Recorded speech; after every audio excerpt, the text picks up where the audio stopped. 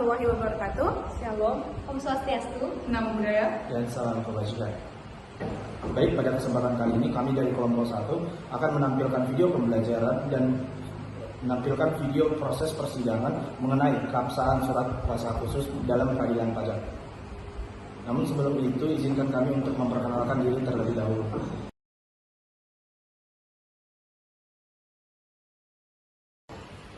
Perkenalkan, saya Brebi Hasika Saragi dengan NIM 2202000005.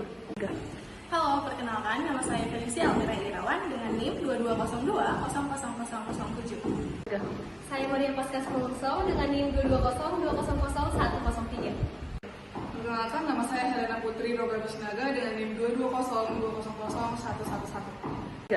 Perkenalkan, saya Marasta Sinaga dengan NIM 2202001112.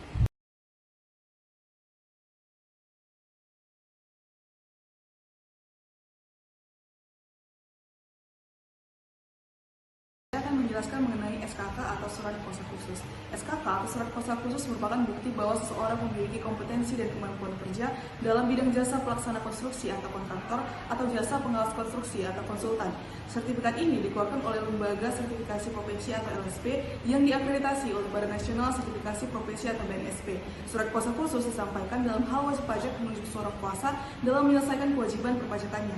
Dalam pasal 1 angka 1 Peraturan Ketua Pengadilan Pajak nomor Per-01/PP/2018 tentang tata cara permohonan izin kuasa hukum pada pengadilan pajak mengatakan bahwa seorang kuasa adalah orang yang menerima kuasa khusus dari wajib pajak untuk menjalankan hak dan memenuhi kewajiban menurut ketentuan peraturan perundang-undangan perpajakan.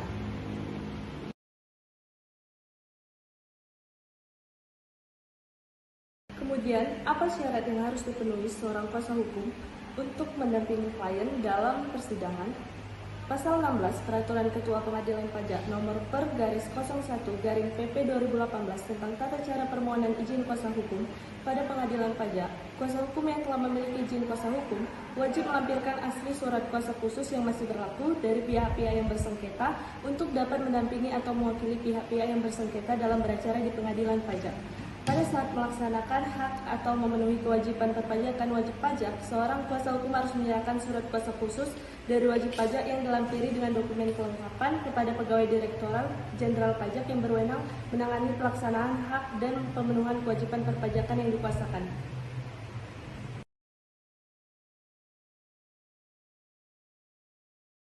Kemudian, apa saja kelengkapan yang harus dipenuhi oleh seorang kuasa hukum? Di dalam hal seorang kuasa merupakan seorang konsultan pajak, maka terdapat beberapa dokumen kelengkapan yang harus dilengkapi. Yang pertama itu fotokopi kartu izin praktik konsultan pajak. Yang kedua itu surat pernyataan sebagai konsultan pajak. Yang ketiga harus melengkapi fotokopi kartu nomor pokok wajib pajak. Dan yang terakhir fotokopi tanda terima penyampaian surat. Di mana pemberitahuan tahunan pajak penghasilan tahun pajak terakhir bagi kuasa yang telah memiliki kewajiban untuk menyampaikan surat pemberitahuan tahunan pajak penghasilan.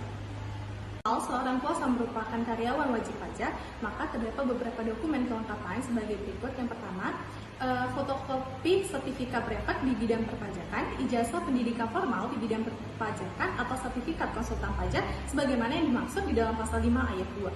Yang kedua, fotokopi kartu nomor pokok wajib pajak. Yang ketiga, fotokopi tanda terima penyampaian surat pemberitahuan tahunan pajak penghasilan tahun pajak terakhir bagi kuasa yang telah memiliki kewajiban untuk menyampaikan surat pemberitahuan tahunan pajak penghasilan. Dan dokumen yang terakhir itu fotokopi daftar karyawan tetap yang dilakukan pemotongan pajak penghasilan pasal 21 dalam surat pemberitahuan masa pajak penghasilan pasal 21 yang telah dilaporkan oleh wajib pajak.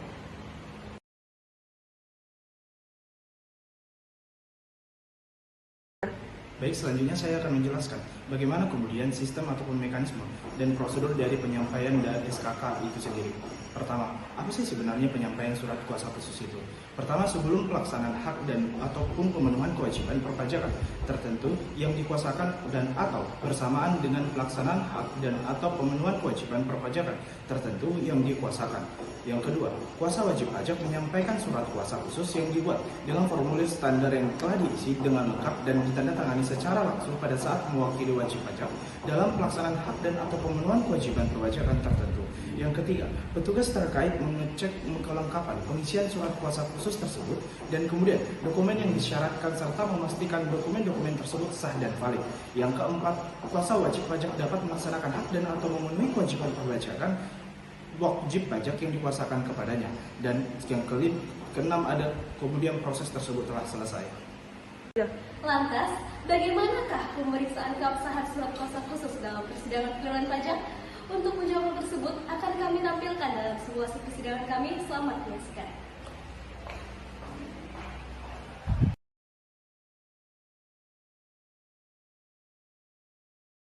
Baik, sidang pemeriksaan atas gugatan pajak yang diajukan oleh penggugat atas nama Helena Sinaga dinyatakan dibuka dan terbuka untuk umum. Baik, pada kesempatan kali ini kepada pemohon, apakah sudah berhadir dan siapa yang telah hadir pada persidangan kali ini? Saya Maria Pasca, mewakili penggugat atas nama Helena Sinaga ya, Mulia. Baik, terima kasih. Selanjutnya kepada termohon, apakah sudah berhadir dan siapa yang telah hadir pada persidangan kali ini? Baik, terima kasih yang mulia. Tergugat diwakili oleh saya, Komisi yang mulia. Baik, terima kasih. Selanjutnya kita akan melakukan pemeriksaan surat kuasa khusus kepada kedua belah pihak. Mungkin bisa menyerahkan surat SK-nya.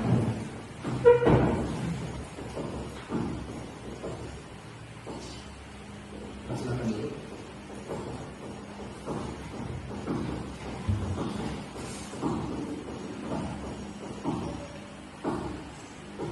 Baik, kepada pemohon, surat kuasa ini ditandatangani oleh saudara Maria Pasca. Apakah benar? Benar ya, Mulia.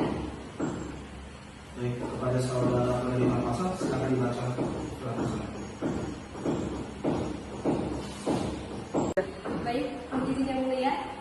Surat kuasa khusus dengan nomor register 0603A garing KUA tanggal 20 Oktober 2024 yang bertandatangan di bawah ini atas nama Helena Sinaga, tempat tanggal lahir Medan 20 Desember tahun 2000, alamat Jalan Permata nomor 9 Kota Denpasar, Provinsi Bali, jabatan wajib pajak, Warga Negara Indonesia dengan nomor NPWP 23.355.156.3 garing 021.000 untuk selanjutnya disebut sebagai pemberi kuasa. Dengan melakukan penerangkan telah memberikan kuasa kepada saudari Maria Pasca SMH dengan alamat Jalan Gatot Subroto, Kesiman Kertangan Kota Denpasar, Provinsi Bali, dengan ikaran nomor keputusan dari P4546-CP garing IKH garing 2023 untuk selanjutnya disebut sebagai penerima kuasa.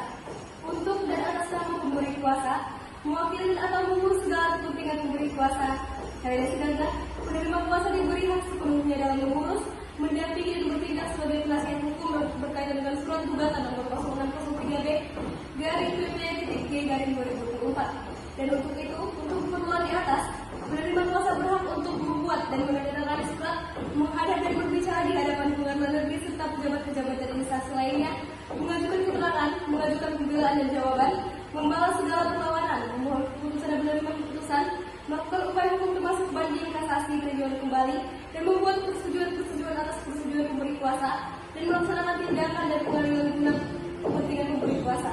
Demikian disampaikan oleh penerima kuasa, Maria Pasca langsung ditandatangani. Terima kasih ya, Bu ya. Saudara jelaskan bahwa SK ini telah memberikan kuasa kepada saudara siapa? SK ini dibuat oleh saudari Helena sebagai klien dan saya menerima kuasanya, Bu ya. Baik, terima kasih. Mungkin kepada termohon ada yang ingin disampaikan? Tidak yang mulia. Baik, kepada termohon nanti silakan menanggapi terkait surat kuasa khusus ini yang begitu pula dengan pemohon. Terkait dengan surat kuasa, mohon diketahui dengan jelas bahwa surat kuasa mohon diperkuat bahwa penerima kuasa juga diberikan kuasa khusus untuk menandatangani surat gugatan. Baik, yang mulia. Baik, sidang akan dilanjutkan dengan Dalam pemeriksaan pajak, surat kuasa diakui dan diperiksa dalam sengketa pajak untuk mewakili wajib pajak. Dalam pasal 32 ayat 3 Undang-Undang KUP dikatakan bahwa orang pribadi atau badan dapat menunjuk seorang kuasa dengan kuasa khusus untuk menjalankan hak dan memenuhi kewajiban sesuai dengan ketentuan peraturan perundang-undangan perpajakan. Wajib pajak tidak harus hadir secara langsung dengan dikuasakan dan tidak ada larangan sama sekali bagi wajib pajak untuk menunjuk seorang kuasa dalam berdasarkan pasal 32. Wajib pajak juga dapat diartikan sebagai wajib pajak dan atau wakil atau kuasanya. Sebagai bukti nyata dapat kita lihat dalam berita acara pertemuan di pemeriksaan sengketa pajak. Demikian video pembelajaran kami. Terima kasih dan semoga bermanfaat. Jangan lupa like, komen, dan subscribe. Bye-bye! Bye-bye.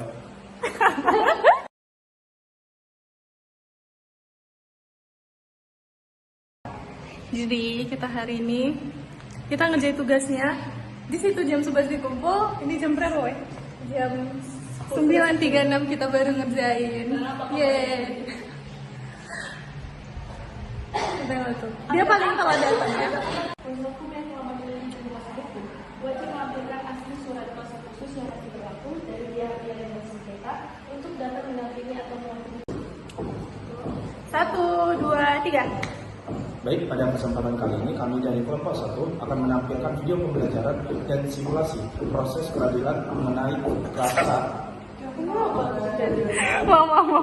Posisi dan nanti dikat aja. Udah, 1, 2, 3. Assalamualaikum warahmatullahi wabarakatuh. Shalom. Om Swastiastu. Nama budaya. Dan salam kebajikan. Siapa yang aku tahu? Oh, aku. Lantas, bagaimanakah proses pemeriksaan keabsahan surat kuasa khusus dalam persidangan pengadilan pajak? Untuk menjawab tersebut, ulang.